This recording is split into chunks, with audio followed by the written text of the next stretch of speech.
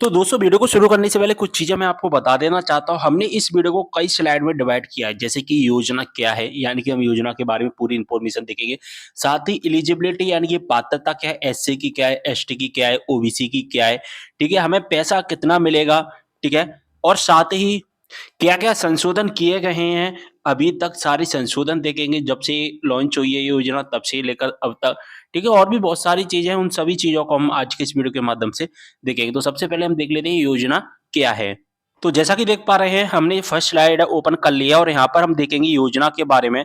और ये योजना है ना केवल ओबीसी, एससी और एसटी के स्टूडेंट के लिए ही है, जैसे कि पोस्ट मैट्रिक स्कॉलरशिप है केवल ओबीसी, एससी, एसटी को ही मिलती है। मध्य प्रदेश की शिवराज सिंह चौहान की सरकार ने सन 2003 में इस योजना को लॉन्च किया था और ये योजना केवल मध्य प्रदेश के छात्रों के लिए है, क्योंकि हम इस योजना में केवल एमपी की इंफॉर्मेशन देखने वाले हैं, इसलिए योजना केवल हम एमपी के बारे में देखेंगे। आर्थिक सहायता देने के उद्देश्य से इस योजना को शुरू किया गया है। ओबीसी के कैटेगरी इसमें शामिल होते हैं, एससी कैटेगरी के, एसटी के। ये योजना का लाभ यानी कि पीएमएस जिसे पोस्ट मैट्रिक स्कॉलरशिप कहते हैं, जनरल कैटेगरी को नहीं मिलती है, ठीक है? यहाँ पर इस योजना को सबसे पहले 2003 में लॉन्च किया गया था, इसके बाद में इसमें कुछ संशोधन हुए और 2013 में संशोधन किया गया, फिर 2016 में, 2017, 2018, 2020 में कुछ ऐसे-ऐसे संशोधन होते गए धीरे-धीरे। वर्तमान में जो भी संशोधन किए जाते हैं वो 2013 के नोटिस से ही किए जाते हैं। 2013 में एक नोटिस निकाला गया था, उस नोटिस का नंबर 12/1/11/54 है। जो भी संशोधन किए जाते हैं इसी नोटिस के अनुसार किए जाते हैं।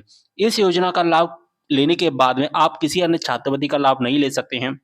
हम सबसे पहले लड़कों की बात करेंगे, तो अगर आपने मान के चलिए पीएमएस ओबीसी का लाभ ले लिया, जैसे पोस्ट मैट्रिक ओबीसी का लाभ ले लिया, तो आप मुख्यमंत्री मेधावी विद्यार्थी योजना, मुख्यमंत्री जन कल्याण योजना का लाभ नहीं ले पाएँगे। लेकिन अगर लड़कियाँ होंगी और लड़कियों ने अगर क्या किया कि पीएमएस का लाभ ले लिया ओबीसी का, ठीक है? पीएमएस ओबीसी से लाभ ले लिया, तो अगर वो चाहेंगी लड़कियाँ तो ये जो एक योजना होती है गाँव की बेटी योजना, विधवा कल्याण योजना, उनका भी लाभ ले सकती हैं, यानी कि लड़कियाँ 2 योजना का लाभ ले सकती हैं। ये केवल और केवल इस योजना का लाभ ओबीसी, एससी, एसटी के छात्रों को मिलता है। एमपी के लिए मैं आपको बता चुका हूँ। चलिए हम पात्रता देख लेते हैं अब। जो हम पात्रता देखेंगे ओबीसी की, एससी की और एसटी की देखेंगे, ठीक है? यहाँ पर हम पात्रता ओबीसी, एससी, एसटी सभी के लिए देखेंगे। लेकिन यहाँ पर एक चीज़ हम नहीं देखेंगे अभी, वो हम बाद में देखेंगे क्या? वो हम देखेंगे परिवार की वार्षिक आय। तो ओबीसी की परिवार की वार्षिक आय, एससी की और एसटी की सभी की अलग-अलग है। इसलिए हम परिवार की वार्षिक आय को ना देखते हुए जो तीनों में कॉमन है ना पात्रता, वो हम देखेंगे। सबसे पहले मध्य प्रदेश का स्थायी निवासी होना चाहिए। 12वीं कक्षा में प्रतिशत यानी कि अंकों से कोई मतलब नहीं है, आपकी 12वीं कक्षा में कितने भी परसेंट हो, उससे मतलब नहीं है। या आप पीजी में इस योजना का लाभ लेना चाहते हैं तो यूजी में कितनी भी परसेंट हो उससे मतलब नहीं है, आपको इस योजना का लाभ मिलेगा, ठीक है? परसेंट से कोई मतलब नहीं होता है। परिवार की वार्षिक आय सभी कैटेगरी के लिए अलग-अलग रखी गई है। इसका लाभ केवल और केवल नियमित यानी कि रेगुलर छात्रों को ही मिलता है। जो प्राइवेट मोड में एडमिशन लेते हैं उनको लाभ नहीं मिलेगा, केवल रेगुलर छात्रों को इसका लाभ मिलेगा, ठीक है? गवर्नमेंट एंड प्राइवेट दोनों प्रकार के कॉलेजों में इसका लाभ मिलेगा। इसका लाभ यूजी के कोर्स और पीजी के कोर्स दोनों प्रकार के कोर्स में मिलता है, जैसे कि BA, BCom, BSc, MA, MCom, MSc, medical, NEET हो गया, इंजीनियरिंग हो गई, सारे कोर्सेज़ में मिलता है। आईटीआई हो गया, सारे कोर्सेज़ जो भी मध्य प्रदेश सरकार द्वारा चलवाए जाते हैं, जिनमें एडमिशन्स होते हैं, उन सभी कोर्सेज़ में इसका लाभ मिलता है। अब हम पात्रता देखेंगे इनकम रूल्स की, यानी कि कैटेगरीज़ वाइज़ कितनी इनकम होनी चाहिए, परिवार की वार्षिक आय कितनी होनी चाहिए, तभी हम इस योजना का लाभ ले पाएँगे। 2013 में जब ये नोटिस आया था, तब परिवार की वार्षिक आय यानी एनुअल इनकम 75,000 रुपए थी, लेकिन 5 अक्टूबर 2016 को इसमें एक संशोधन किया गया और संशोधन करने के बाद इसकी आय कम से कम 1 लाख रुपए कर दी गई। यानी कि आपके परिवार की वार्षिक आय अगर 1 लाख रुपए तक है, तो आप इस योजना का लाभ ले सकते हैं। लेकिन अब फिर से 2 साल बाद यानी कि 19 जून 2018 को एक और संशोधन किया गया और उस संशोधन में ये बताया गया कि आपके परिवार की वार्षिक आय कम से कम अब 3 लाख रुपए होनी चाहिए, ठीक है? पहले 75,000 रुपए तक लाभ मिलता था, फिर 1 लाख तक मिलता था, अब 3 लाख। यानी कि ओबीसी कैटेगरी की अगर 3 लाख रुपए तक एनुअल इनकम है आपके परिवार की, तो आप इस योजना का लाभ ले पाओगे, ठीक है? अब हम देखेंगे कि ओबीसी को छात्रवृत्ति कितनी मिलती है। अभी हम फिलहाल ओबीसी की बात कर रहे हैं क्योंकि ये छात्रवृत्ति होती है, ओबीसी की, एससी की और एसटी की कैटेगरीज़ वाइज़ अलग-अलग मिलती है क्योंकि पात्रता अलग-अलग है, एनुअल इनकम अलग-अलग है, तो कैटेगरी की तो पेमेंट भी आपको उसी के अकॉर्डिंग मिलेगा। ओबीसी की अगर हम बात करें 2013 के नोटिस के अनुसार जो पेमेंट था यानी कि जो छात्रवृत्ति थी वो कम मिलती थी। लेकिन 2018 में एक संशोधन किया गया, 2018 में संशोधन किया गया जिसका क्रमांक 5.1 है और इस संशोधन में क्या बताया गया है दोस्तों कि अगर आप समूह 1 इन कोर्सेज़ में एडमिशन लेते हैं, ठीक है? इन कोर्सेज़ में एडमिशन ले रहे हैं यहाँ पर और अगर आप हॉस्टल में रहकर पढ़ाई करते हैं तो आपको ₹850 और अगर बिना हॉस्टल में रहते हैं तो ₹380 प्रति माह की दर से पेमेंट मिलेगा। अगर आप समूह 2 यानी कि समूह 2 के कोर्सेज़ में आते हैं, ठीक है? समूह 2 में ये सभी कोर्सेज़ आते हैं जैसा कि देख पा रहे हैं, ठीक है? तो समूह 2 में अगर आप एडमिशन लेते हैं, जैसे पोस्ट ग्रेजुएट के पाठ्यक्रम भी इसी में आ जाते हैं, तो आपको जो पेमेंट मिलेगा वो कितना मिलेगा 450 और 230 यानी कि हॉस्टल वालों को 450, बिना हॉस्टल वालों को यहाँ पर मिलेगा हमें ₹230, ठीक है? चलिए, यहाँ पर अगर हम बात करें समूह 3 के अंतर्गत बीए, बीकॉम, बीएससी जैसे कोर्सेज़ में जो भी एडमिशन लेते हैं, जैसे कि बीएड हो गया, यानी कि यूजी के जितने भी समस्त कोर्सेज़ हैं, उनमें ₹400 हॉस्टल वालों को, ₹230 बिना हॉस्टल वालों को मिलेंगे। ग्रेजुएशन करने से पूर्व सभी मैट्रिकोत्तर यानी कि 10th प्लस 2 में 10वीं, 11वीं, 12वीं में ₹400 और ₹230 आपको मिलेंगे। यानी कि अगर हम मोटा-मोटा देखें स्नातक में 400 और हॉस्टल वालों को और बिना हॉस्टल वालों को 230, स्नातकोत्तर में 450, बिना हॉस्टल वालों को 230, एमफिल पीएचडी कर रहे हैं तो 850 और 380 इस तरह से पेमेंट मिलता है। तो फीस के बारे में जो संशोधन हुआ है ना दोस्तों, मैंने अभी आपको बताया कि 2018 में हुआ था। 19 जून 2018 को नोटिफिकेशंस आता है ओबीसी मंत्रालय की तरफ से और जो नोटिस नंबर है वो देख पा रहे हैं और 2013 में यहाँ पर संशोधन किया गया और यहाँ पर लिखा भी गया है कि परिवार की वार्षिक आय ओबीसी का अगर 3 लाख रुपए तक है तो यहाँ पर आपको स्कॉलरशिप का लाभ मिलेगा। यानी कि 19 जून 2018 को संशोधन के अनुसार आपकी परिवार की वार्षिक आय 3 लाख रुपए कर दी गई थी 1 लाख से बढ़ाकर। अब यहाँ पर जो पहले पेमेंट मिलता था, फीस मिलती थी, उसको भी बढ़ा दिया गया है जो कि मैंने आपको बता दिया है, ठीक है? आप फीस भी देख सकते हैं कितनी मिलती है आपको। आपको कौन-कौन सी फीस मिलेगी वो भी यहाँ पर लिखा गया है। विद्यार्थी को नामांकन, पंजीयन, शिक्षण, खेलकूद, यूनिफ़ॉर्म, पुस्तकालय, पत्र-पत्रिकाएँ, चिकित्सा जाँच फीस, तो ये सारी पेमेंट मिलेगी। अब ये पेमेंट आपकी सभी कॉलेज वाइज़ अलग-अलग होगी। यहाँ पर लिखा भी गया है कि जो किसी शासकीय संस्था या कॉलेज या शासकीय विश्वविद्यालय में उसी पाठ्यक्रम में पढ़ रहे विद्यार्थियों से ली जाएगी। जिस तरह से कॉलेज वाले लेते हैं उसी तरह से आपको मिलेगी। यानी कि डिपेंड करता है कॉलेज पर, तो अलग-अलग स्टूडेंट की अलग-अलग कॉलेज वाइज़ आपकी फीस मिलने की जो चीज़ें हैं वो अलग-अलग हो सकती हैं। ये भी आप ध्यान रखिए, ठीक है? और जो ऊपर बताया है इतना पेमेंट तो मिलेगा ही आपको, लेकिन इसके अकॉर्डिंग अलग-अलग पेमेंट भी हो सकता है कॉलेज के अकॉर्डिंग, ठीक है? जो मैंने फीस बताई थी ना उसके अलावा। अगर हम आगे बात करें यहाँ पर कुछ संशोधन और किए गए थे।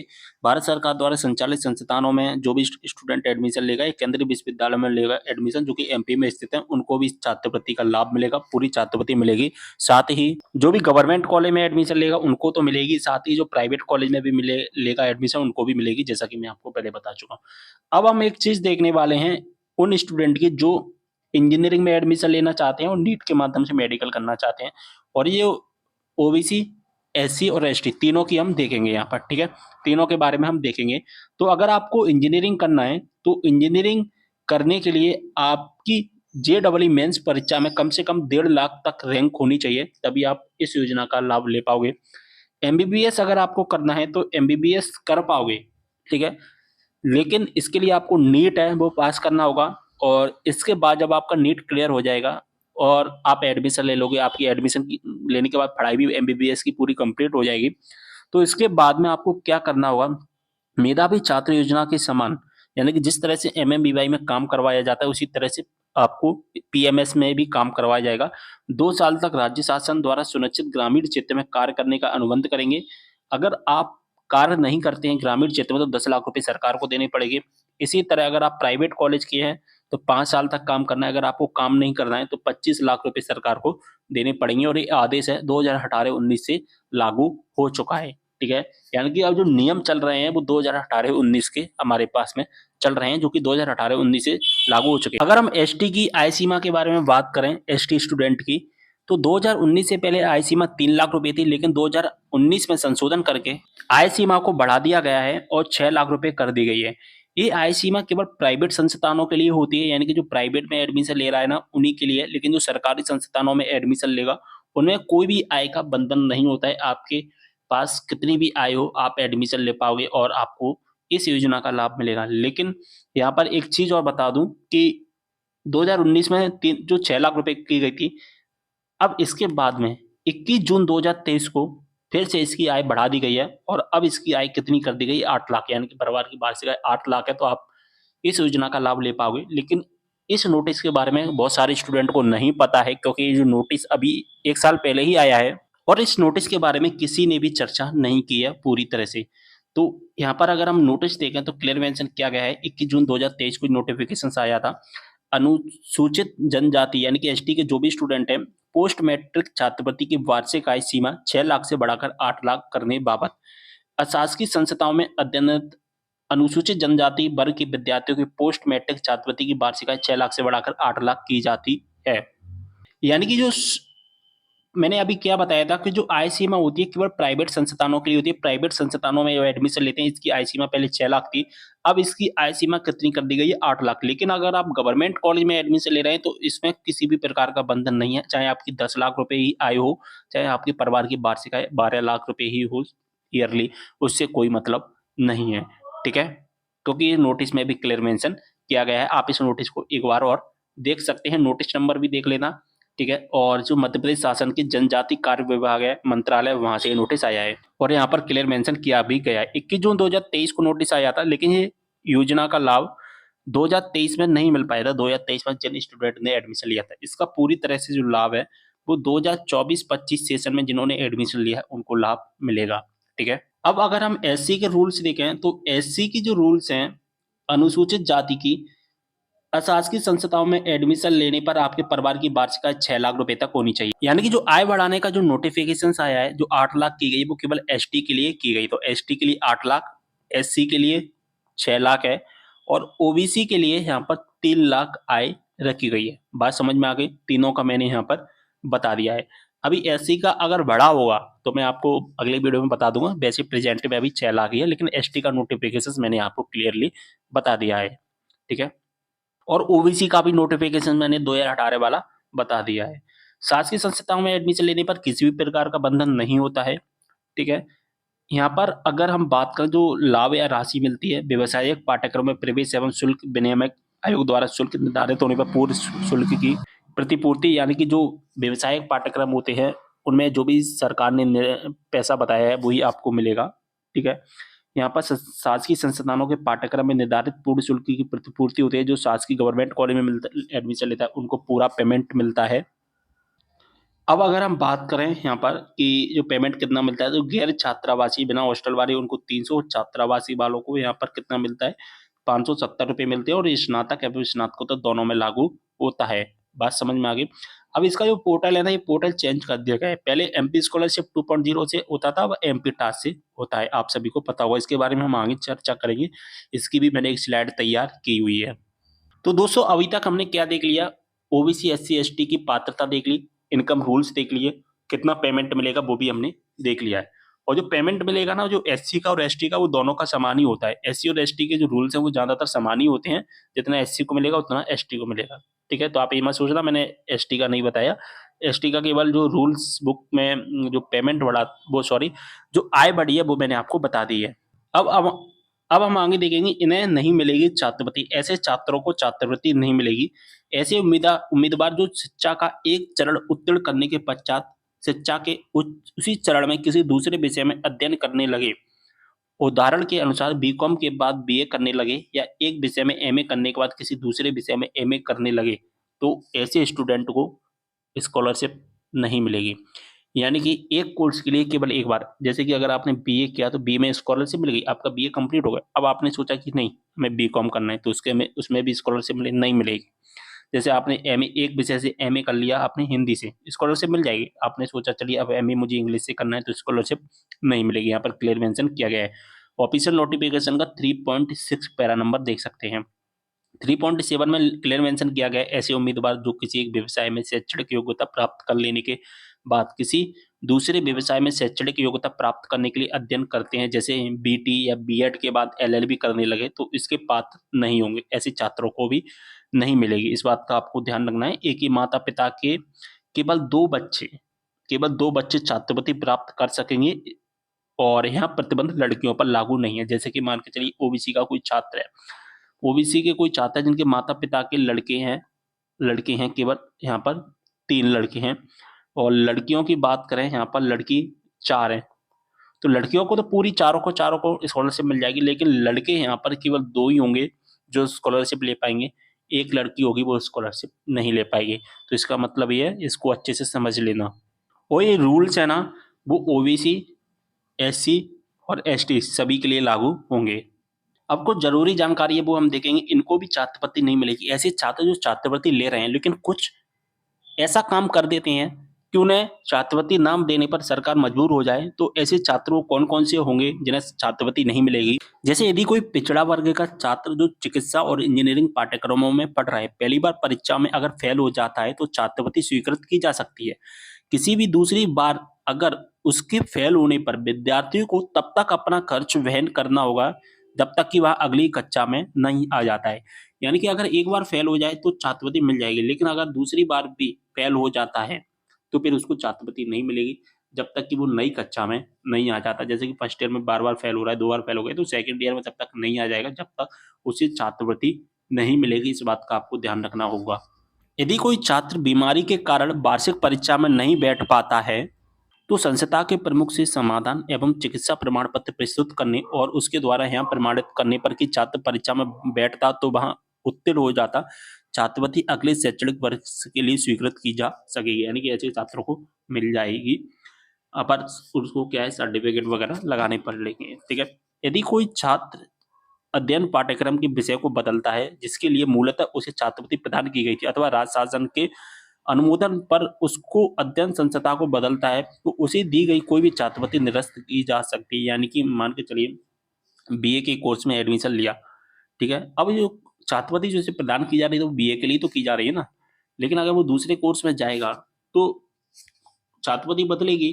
जब छात्रवृत्ति बदलेगी तो ऐसे छात्रों की क्या होगा, निरस्तता कर दी जाती है। यहाँ पर क्लियर मेंशन किया गया है कि ऐसे छात्रों को उसे दी गई कोई भी छात्रवृत्ति निरस्त की जा सकती है। संस्था प्रमुख शासन को ऐसे मामलों को सूचना देगा और छात्रवृत्ति की राशि का भुगतान बंद कर देगा। ठीक है। और पूर्व में भुगतान की गई, यानी कि आपको अगर छात्रवृत्ति मिल चुकी है तो वो भी राज्य शासन अपने विवेक के अनुसार वसूल करेगा। तो ऐसे छात्र जरा ध्यान से देखना, ये आपके लिए बहुत इंपॉर्टेंट चीज़ है जो मैं बता रहा हूँ। पूरे यूट्यूब पर आपको ये चीज़ें नहीं मिलेगी, गारंटी दे रहा हूँ, लिख के ले लेना आप स्टाम्प पेपर पर, ऐसी जानकारी पूरी यूट्यूब पर नहीं मिलेगी। और जितनी डिटेलिंग में मैंने बताया है ना आपको, उतनी डिटेलिंग में आज तक किसी ने पीएमएस यानी कि पोस्ट मैट्रिक स्कॉलरशिप के बारे में बताया ही नहीं है। चलिए, हम लास्ट स्टेप है हमारा कि हमें फॉर्म कैसे भरना है, कहाँ से भरेगा, वो भी हम देख लेते हैं। चलिए देख लेते हैं दोस्तों, लाभ कैसे मिलेगा। इस योजना का लाभ कॉलेज में एडमिशन लेने के बाद में मिलता है। फर्स्ट ईयर में नया फॉर्म यानी कि रजिस्ट्रेशन प्लस फॉर्म भरना होता है, तथा सेकंड एंड थर्ड ईयर के छात्रों को केवल रिन्यूअल करवाना होता है। लाभ लेने के लिए हमें क्या करना है, एमपी टास्क पर पहले रजिस्ट्रेशन करना होगा। इसके बाद हमारे पास रजिस्ट्रेशन नंबर पासवर्ड आ जाएगा। उस रजिस्ट्रेशन नंबर पासवर्ड से हमें लॉगिन करना है। लॉगिन करने के बाद एक फॉर्म है वो भरना पड़ेगा। फॉर्म भरने के बाद में जेरॉक्स कॉपी निकलवा कर कॉलेज में जमा कर देना है। कॉलेज से अप्रूव होने के बाद आपको छात्रवृत्ति है वो दे दी जाएगी, यानी कि छात्रवृत्ति आपके खाते में आ जाएगी। अगर हम बात करें जो एमपी टास्क पोर्टल है, इस एमपी टास्क पोर्टल से जो छात्रवृत्ति के लिए रजिस्ट्रेशन होना 2022 से शुरू हुए हैं। इससे पहले एमपी स्कॉलरशिप 2.0 से भरे जाते थे। तो दोस्तों एक स्लाइड और रह गई थी, उसको मैं बता नहीं पाया था, जो बीच में बताना था मुझे स्टार्टिंग में, लेकिन अब मैं बता रहा हूँ लास्ट में क्या है वो, और ये हमारे लिए बहुत ज़्यादा इंपॉर्टेंट है। 2013 के नोटिस अनुसार पैसा, सॉरी 2013 के अनुसार जो पैसा था पहले हमें ऑफलाइन मिलता था, लेकिन 2 सितंबर 2016 को एक संशोधन किया गया जिसके अनुसार अब पैसा छात्रों के खाते में डायरेक्ट आएगा। 2019 में फिर से संशोधन हो गया। सबसे पहले हम 2016 का संशोधन देख लेते हैं, फिर हम 2019 का संशोधन देखेंगे। 2016 के संशोधन में क्या हुआ, 2019 के संशोधन में क्या हुआ, वो हम देखेंगे। तो जो पैसा मिलता था ना, जो पैसा मिलने के जो ऑफिशियल नोटिफिकेशन था, जो मैंने अभी बताया 12/1/2011-54, तो इसका जो नोटिस निकाला गया था 2013 में, इसका एक कंडिका थी 8.4। उस 8.4 संशोधन में जो सॉरी 8.4 जो कंडिका है उसमें संशोधन किया गया। क्या संशोधन किया गया कि पिछड़ा वर्ग पोस्ट मैट्रिक, जो पिछड़ा वर्ग जो मैं बता रहा हूँ ना, वो पिछड़ा वर्ग ओबीसी, एससी और एसटी सभी के लिए है। ठीक है, तो आपकी जो नोटिस है वो सभी के लिए आया है। पोस्ट मैट्रिक छात्रवृत्ति योजना अंतर्गत संपूर्ण स्वीकृत छात्रवृत्ति, अनुरक्षण भत्ता, शिक्षण शुल्क, अन्य व्यय का भुगतान सीधे विद्यार्थियों के बैंक अकाउंट में आएगा। ठीक है, लेकिन यहाँ पर 2019 में एक संशोधन किया गया है, जैसा कि यहाँ पर आप देख भी पा रहे हैं 2019 का संशोधन है। यहाँ पर क्या बताया गया है, यहाँ पर जो 2013 का नोटिस और जो 2016 का जो नोटिस आया है, इसमें जो कंडिका थी 8 वाली, इस 8.4 कंडिका में फिर से हम संशोधन कर रहे हैं और यहाँ पर हम 2 नई चीज़ें जोड़ रहे हैं। कौन-कौन सी नई चीज़ें जोड़ रहे हैं? एक तो 8.4.1 सब आर्टिकल जोड़ रहे हैं और एक हम 8.4.2 सब आर्टिकल जोड़ रहे हैं। तो क्या है ये आर्टिकल? प्रदेश की शासकीय संस्थाओं में संचालित केवल बीई और एमबीबीएस पाठ्यक्रम, केवल हम अभी पहले बीई और एमबीबीएस पाठ्यक्रम में बात करेंगे। जो भी स्टूडेंट पढ़ रहा है इन दोनों कोर्सेज में, तो इसकी जो शुल्क राशि है, ठीक है, जो भी जितनी भी शुल्क राशि आती है, वो सीधे शासकीय संस्थान के खाते में ऑनलाइन आएगी, ठीक है। शासकीय संस्थान में डायरेक्ट आएगी, जो भी गवर्नमेंट इंस्टीट्यूट में स्टडी कर रहा है। लेकिन जो अनुरक्षण भत्ता होता है, जो बीई और एमबीबीएस पाठ्यक्रम में मिलता है, वो सीधे-सीधे विद्यार्थियों के बैंक अकाउंट में आएगा ऑनलाइन, ठीक है। 8.4.2 में क्या लिखा गया है कि जो भी स्टूडेंट जो शासकीय पॉलिटेक्निक संस्थान में स्टडी कर रहा है, ठीक है, उनकी जो भी फीस है, वो सीधे शासकीय पॉलिटेक्निक संस्थानों के खाते में ऑनलाइन आएगी। लेकिन जो अनुरक्षण भत्ता है, वो सीधे विद्यार्थियों के एकल बैंक अकाउंट में ऑनलाइन आएगा। यानी कि अगर हम बात करें, जो प्राइवेट कॉलेज में एडमिशन लेते हैं, उनके तो स्टूडेंट के खाते में आएगी, लेकिन जो लेते हैं गवर्नमेंट कॉलेज में एडमिशन, उनका जो पेमेंट गवर्नमेंट कॉलेज के अकाउंट में ही आता है। बात समझ में आ गई? तो बस अब हमारी इन्फॉर्मेशन कंप्लीट हो चुकी है। अगर ऐसी कोई इन्फॉर्मेशन जो मैं इस वीडियो में नहीं बता पाया हूँ, आप मुझे कमेंट के माध्यम से बताना, जिससे मैं अगले वीडियो में उन इन्फॉर्मेशन को भी ऐड कर दूंगा। तो जो भी चीज़ें वो मैं नहीं बता पाया हूँ, प्लीज़ रिक्वेस्ट कर रहा हूँ, मुझे कमेंट के माध्यम से ज़रूर बताइए, या मैंने कोई भी चीज़ें जो गलत बता दी हैं और आपको लगता है कि ये चीज़ें गलत है, तो भी मुझे कमेंट के माध्यम से ज़रूर बताना। वीडियो को शेयर करना है ज़्यादा से ज़्यादा। मिलते हैं अगली वीडियो में एक और जानकारी के साथ, तब तक के लिए बाय।